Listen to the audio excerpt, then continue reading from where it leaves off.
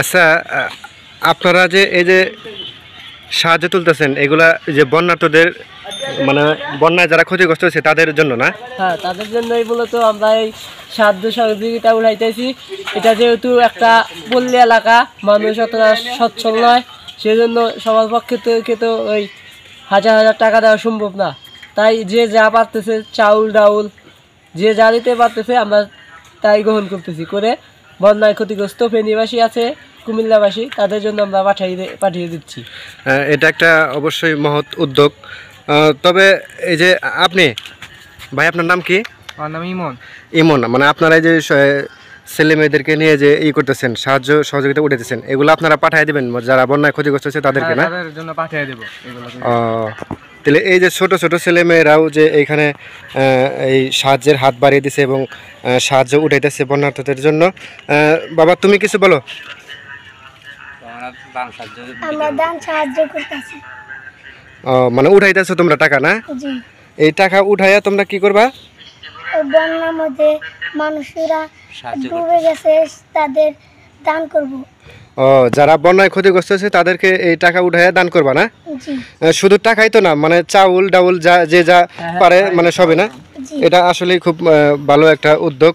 এখানে তোমাদের গ্রামের নাম কি? আমাদের গ্রামের নাম হলো মিরপুর, মগরা ইউনিয়ন, টাঙ্গাইল সদর। যাই হোক, আরও লোকজন টাকা উঠিয়ে মানে তোমরা করো, এটা আমরা সবাই চাই। আচ্ছা, তোমাদের কি এই কালেকশন করা শেষ নাকি?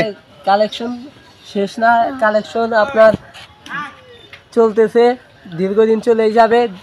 যেহেতু বন্যাটা সারা দেশেই এটা নিয়ে টাকা পয়সা উঠানো হচ্ছে, সেই জন্য আমরা উঠাচ্ছি।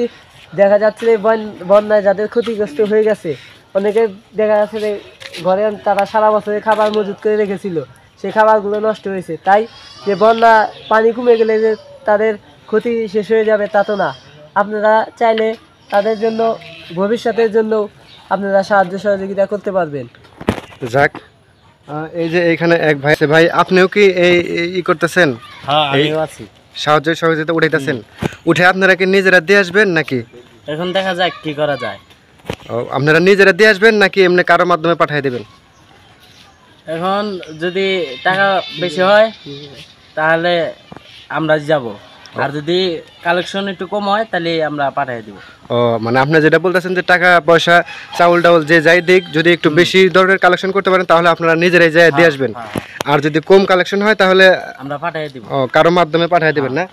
যাই হোক, এটা খুব ভালো একটা উদ্যোগ, আপনারা উদ্যোগ নিয়েছেন, আমি খুব খুশি হয়েছি।